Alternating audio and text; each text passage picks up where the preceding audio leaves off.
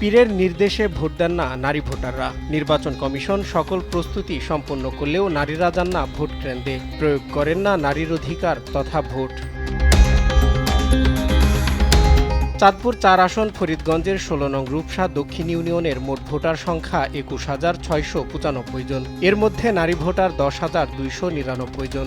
তবে স্বাধীনতার পর থেকে এখন পর্যন্ত এই ইউনিয়নের পীরের কথাই নারী ভোটাররা ভোটাধিকার প্রয়োগ করেননি কখনো। ভোট না দেওয়ার তালিকায় মুসলিম ছাড়াও রয়েছেন সনাতন ও খ্রিস্টান সহ অন্য ধর্মের নারীরাও।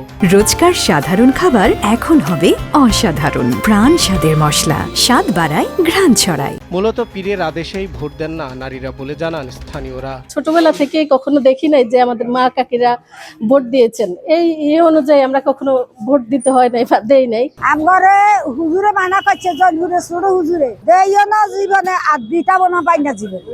হুজুর নিষেধ করে গেছে যে ১৬ নম্বর ইউনিয়নে মহিলাকে দিয়ে ভোট দেওয়া হবে না। এদিকে ভোট না দিলেও সরকারি সব সুযোগ সুবিধা ঠিকই পাচ্ছেন নারীরা। পুরুষদের সঙ্গে তাল মিলিয়ে হাটবাজার সহ সব ক্ষেত্রেই বিচরণ রয়েছে নারীদের। এছাড়াও শিক্ষা সহ সব ক্ষেত্রেই এগিয়ে যাচ্ছেন তারা। আসছে নির্বাচনে প্রথা ভেঙে ভোট কেন্দ্রে যেতে অনেকের মাঝে আছে সংশয়।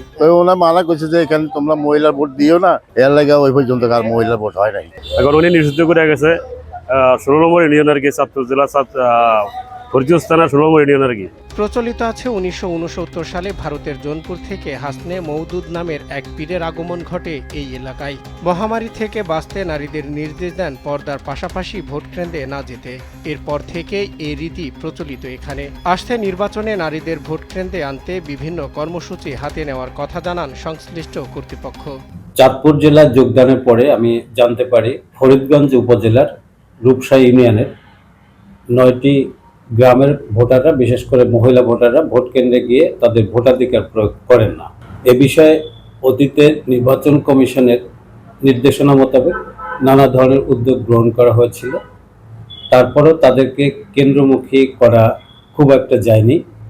আমরা এবছরের সর্বোচ্চ চেষ্টা করব তাদেরকে ভোট কেন্দ্রে নিয়ে এসে ভোটাধিকার প্রয়োগ করার জন্য। স্থানীয় জনপ্রতিনিধি ও সরকার গঠন প্রক্রিয়ায় খুবই গুরুত্বপূর্ণ নারীদের অংশগ্রহণ। দেখার পালা আগামী নির্বাচনে প্রথা ভাঙ্গার মিছিলে যোগ দেয় কতজন নারী ভোটার।